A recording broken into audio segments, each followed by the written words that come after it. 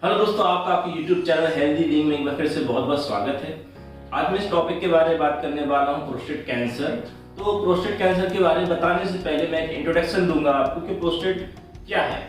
तो प्रोस्टेट एक ग्लैंड है, एक ग्रंथि है जो कि मेल्स में ही पाई जाती है, जिसका कार्य एक व्हाइट कलर का लिक्विड या सब्सटेंस बनाना जो मेल्स में पाए जाने वाले शुक्राणुओं को जब वो वेजाइना में एंटर करता है उस समय न्यूट्रिशन यानी एक तरह के मैं कहूँ खाना या भोजन का कार्य करता है जो शुक्राणु को जिंदा रखता है और साथ ही साथ शुक्राणु के अंदर मौजूद आनुवंशिक पदार्थ जेनेटिक मटेरियल्स की भी रक्षा करता है और उस स्पर्म यानी शुक्राणु को ओवम तक पहुंचने के लिए भी एक मोबाइलिटी प्रोवाइड करता है जिसके थ्रू स्पर्म आसानी से ओवम तक पहुंच जाए। यह एक ऐसा शरीर का हिस्सा है जो कि अखरोट के समान इसका आकार होता है और यह यूरिनरी ब्लैडर के बिल्कुल नीचे पाया जाने वाला ऑर्गन है। अब मैं बात करूं प्रोस्टेट कैंसर के बारे में तो सीधी बात है, प्रोस्टेट ग्लैंड में प्रोस्टेट ग्रंथि में पाए जाने वाले कैंसर को हम प्रोस्टेट कैंसर बोलते हैं। तो प्रोस्टेट कैंसर अमूमन एक उम्र के बाद होने वाला कैंसर है, मतलब कि यह किसी यंग पर्सन में नहीं होता है, यह 60+ आदमी को ही होता है, मतलब यानी 50-60 के बाद ये लोगों में पाए जाने वाला कैंसर है। तो अब मैं बात करूं किस तरह कैंसर, तो देखिए कैंसर कई तरह के होते हैं, एक क्रोनिक और एक नॉर्मल। मतलब मैं बात करूं इस तरह कैंसर है जो कि बहुत ही ज्यादा खतरनाक नहीं, मतलब कैंसर है बट ये नहीं कि इंसान कुछ दिनों में जान चली जाए। ये कई तरह के होते हैं। पहला कैंसर इस तरह का होता है प्रोस्टेट में कि वो किसी इंसान को होगा, किसी आदमी को होगा और उसकी पूरी लाइफ उसकी प्रोस्टेट में रहेगा, उसे पता भी नहीं चलेगा, वो आसानी से अपनी पूरी जिंदगी जी चुका होगा।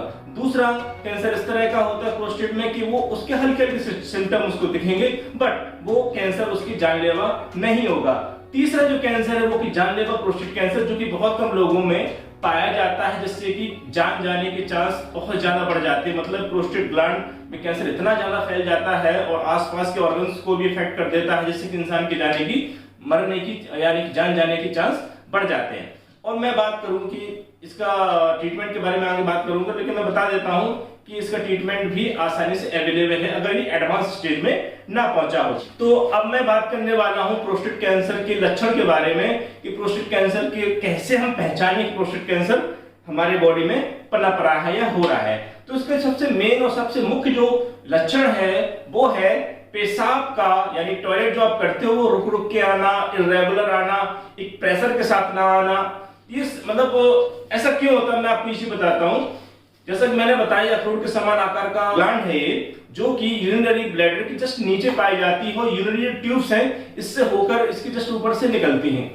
तो इसमें केस में क्या होता है कि जब इसका आकार बढ़ता है, तो जब इसमें कैंसर होगा तो इसका आकार बढ़ेगा, पहले से इरेगुलर आकार हो जाएगा, तो जिसके कारण जो यूरिनरी ब्लैडर से होती जो ट्यूब्स हमारे यूरेथ्रा तक जा रही हैं, जो कि यूरेटर बोलते हैं, वो प्रेशराइज होती है, यानी कि दब जाने के कारण उनसे यूरिन पूरी तरह से बाहर यूरेथ्रा से नहीं निकल पाती। जैसे फॉर एग्जांपल मैं एग्जांपल लेता हूं, एक पाइपलाइन है पानी की, उससे पानी बाहर निकल रहा है, आप किसी हिस्से में आपका दोस्त उस पाइपलाइन पे पैर रख देता है या आप पैर रख देते हो तो वो पानी उस प्रेशर के साथ बाहर नहीं निकल पाएगा, इस प्रेशर से वो पहले निकलता था।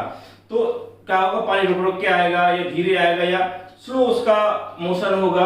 तो ये है सबसे बड़ी पहचान कि आपकी बॉडी में पहले से जो आपका जो टॉयलेट का प्रेशर था, जो धार थी वो कम हो गई है या टॉयलेट रुक के आ रही है, तो आप समझ सकते हो कि आप किसी ना किसी तरीके से इस कैंसर से ग्रसित हो रहे हैं, सबसे बड़ा कारण है।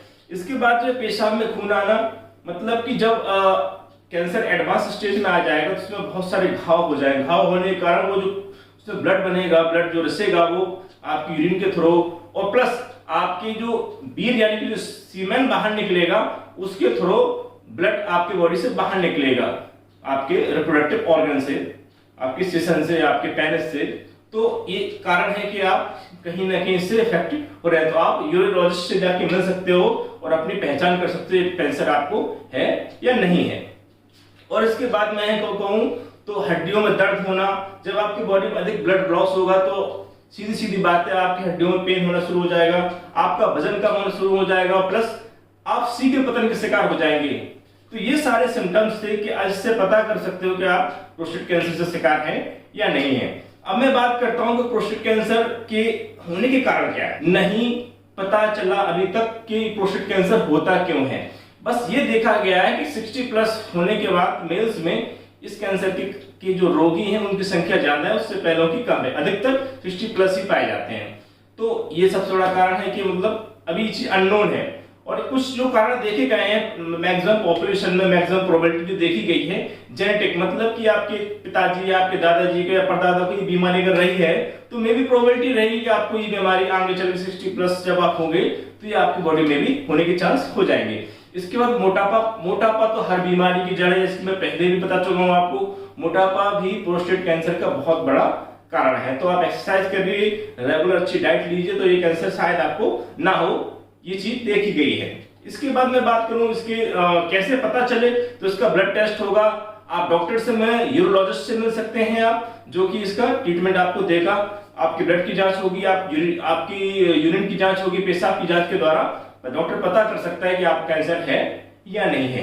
तो अब मैं बात करता हूं इसकी ट्रीटमेंट के बारे में। तो ट्रीटमेंट दोस्तों इसका ये है कि डॉक्टर से आप मिलेंगे, अगर कैंसर आपके एडवांस स्टेज में नहीं गया है तो दवाइयों से इसका इलाज कर सकता है।